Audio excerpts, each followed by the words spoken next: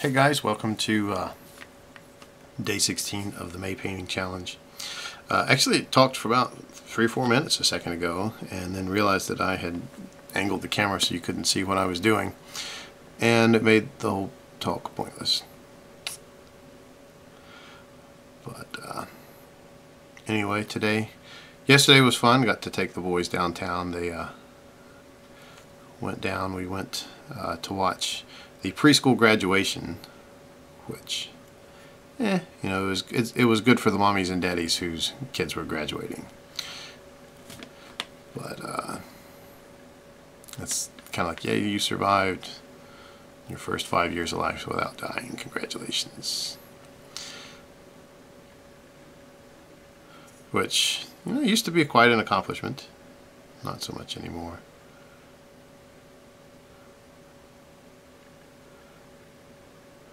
But I did like seeing some friends' kids get up there and walk around and smile. They were very happy and ready to go to kindergarten next year.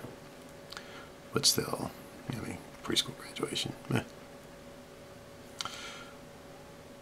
It's an excuse to sell child-sized caps and gowns. But yesterday, I hope you guys got to see the Earl Scruggs Museum. It's pretty neat. I haven't gone inside of it yet. I'm waiting for my dad to come down to go with me, because he is an actual banjo player, and so he will not only appreciate it a lot, he'll be able to tell me what in the world everything is and all that sort of thing. I've never been able to pick up a musical instrument with any success, and you know, I've tried, you know, decently tried a few times. Played 2 years in the high school band, and just it did not stick. But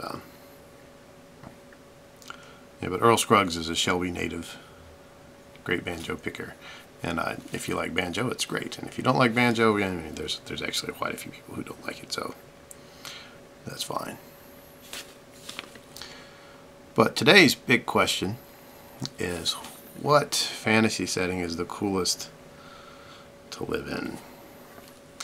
You know, and the knee-jerk reaction for me would be to say Tolkien's Lord of the Rings.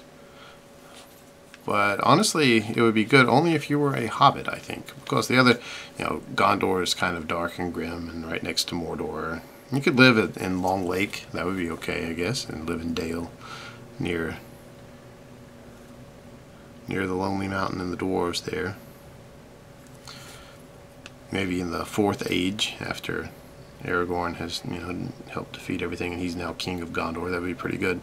But like during the actual Lord of the Rings time period, that would suck balls, because, you know, there's all this fighting going on. There's orcs running around, the Nine Riders, and that would suck.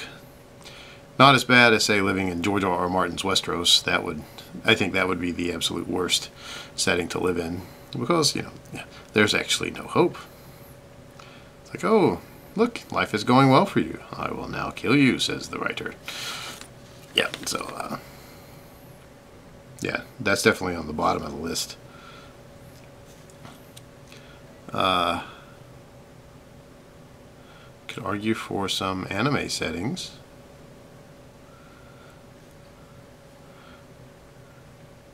I guess. I mean, Akira would. Most of the ones I like are kind of grim dark too, so that would be a little scary. All the Gundam ones, I mean, that would be fun, but you're in a constant state of war, and, you know, if you're a 10-year-old boy, constant state of war is awesome. But then as you get older and you realize that a constant state of war probably means that you're going to die in the first few weeks, it gets less awesome.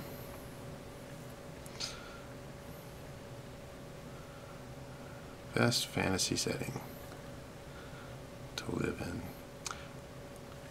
I always live in Piers Anthony's fantasy settings, but I always found them a little creepy. I think it was a little bit too,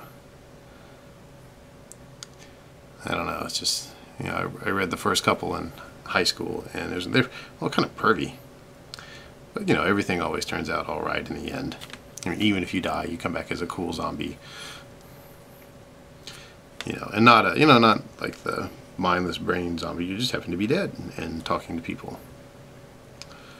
I guess it really depends on which book. It's been so long since I've read any of his. Not Super Mario Brothers world, because, I mean, you have to take shrooms to make things alright. Magical flowers, and any moment somebody might stomp on your head. Let's see. Definitely not Warhammer or Warhammer 40k, because in the grim dark of the far grim dark future, things are grim and dark, and you die. Yeah, because you know the warp demons will get you pretty quick. In 40k and in Warhammer, greenskins will get you pretty quick, or you'll get killed by the undead and then turned into a not cool zombie.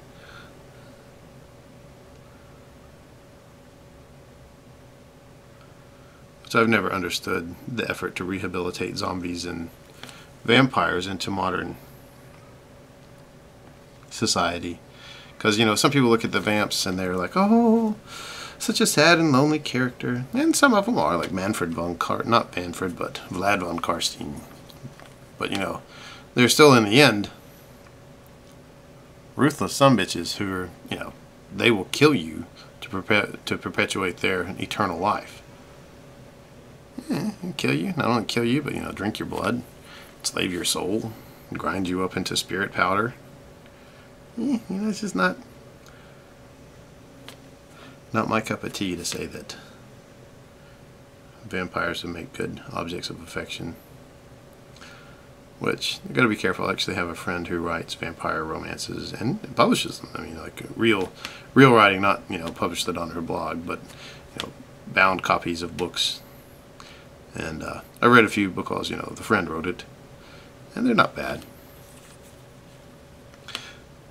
But I like her horror stuff better than her romantic stuff.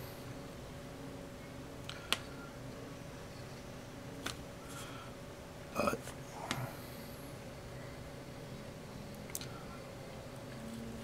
I digress. Coolest fantasy setting.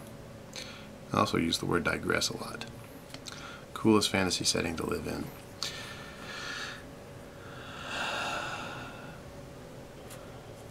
Let's see. You could pick any of those harem animes.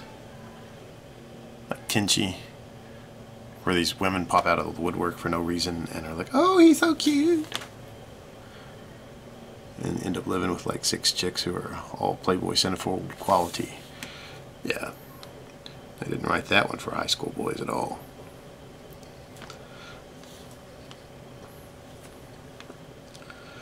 But,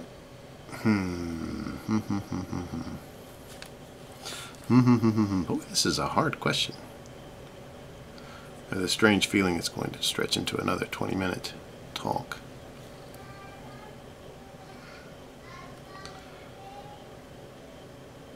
Which is good, because then I have something to do while I paint these mind-numbing lines onto the... Yes? I'll get him in a second. Which that was my boss telling me that I actually have a finite time limit now on my painting, I guess, after I get all these initial layers of this one color. Because it's not mixed, I can just pop it out of the bottle and paint it, so there's no need to try to match anything. So I guess I have to pick now for the best fantasy setting to live in.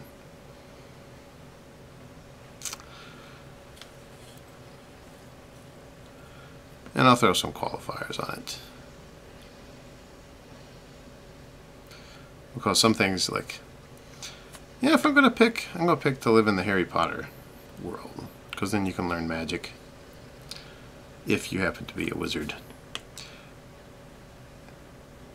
And since technically, if you read J.K. Rowling stuff, we do live in Harry Potter's world, just that the wizards keep it all secret from us, then the only way that I would actually live within that part of the world would be if I were to have an invitation to Hogwarts. Which would mean that I could then be a wizard You're a wizard, Daniel. I'm a wizard. So that's what I'm going to take. I'm going to go with the Harry Potter series, because it's, you know, you've got all the amenities of modern technology. You have the Deus Ex Machina of the magical world.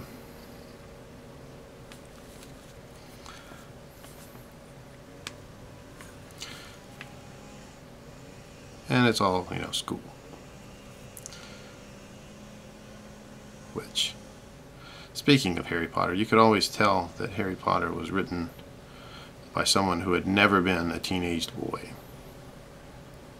Because, you know, like I was talking about the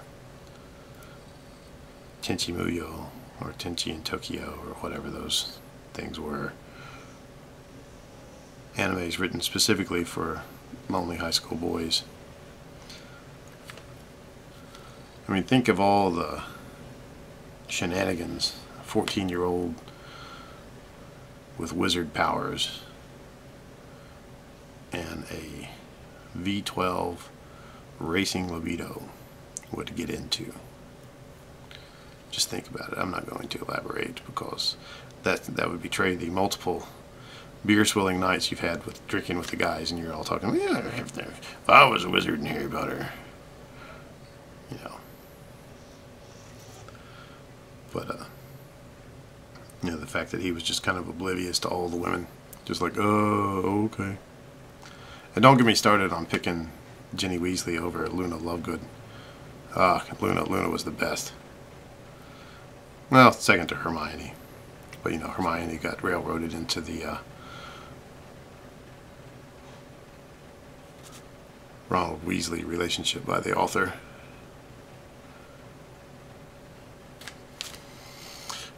And Harry, being a good man, did not chase after Hermione, rose before witches.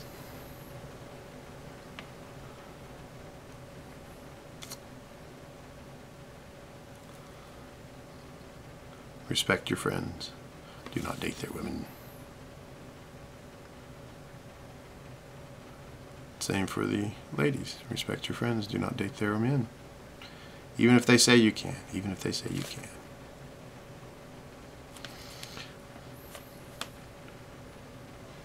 Can end friendships very quickly. Though I did have an English teacher who dated identical twins. Like, she dated one brother, and then later she dated the other brother. Identical twins. And all I could think of was like, oh, that would...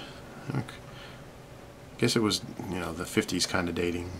50s and 60s, where you just go out and watch a movie a couple times and go to the shake house, the milkshake stand, and not bring all the boys to the yard with your milkshakes.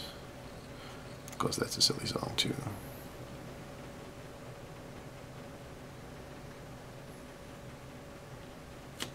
Yeah, here I am putting all these layers onto Nagash. This model air stuff really dries quickly. I've had to thin it out several times. This little elbow here, this arm, and then I'll be done. Next time I paint, it will be a mixture of turquoise. And this I'll go about half and half and start doing the edges more, because I'm definitely not trying to fill in the back corners. I wanted a little darker on this armor, in the crevices. That's what she said.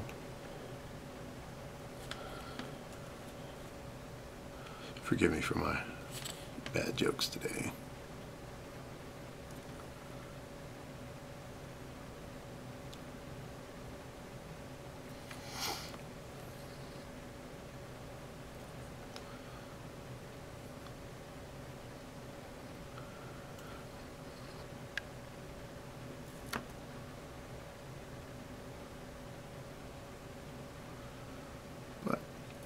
There we go, almost done. Last little bit. There we go. And so let's make sure we didn't miss any spots. It's kind of hard to tell when you just slowly and gradually working your way up from one color to the next. It's really hard to tell where you've missed until the paint has totally dried. But it's really starting to look better. It's starting to brighten up a little bit. And then I'll have to tape this off and I'll tape this whole side off here, tape all the armor off, and then airbrush this, its initial color, and then same thing for this arm. Let's make sure we got everything. And there's our head with the second coat on top. Looks a little bit better. But still kind of can see some brush marks up here. Would definitely have, I think, been better to have gotten this with the airbrush first. Retrospect 2020. Alrighty, well there you have it. My answer for today's question. To live in, I would choose the Harry Potter setting because there's a greater chance of not dying horribly. And there still was people, but I mean there was lots of Deus Ex Machina in that one. Almost as much as there was bad Latin. And Voldemort's dead. I mean, he shall not be named. He are deed. So, anyway, you guys have a fun day, and I will see you tomorrow on day 17. Adios.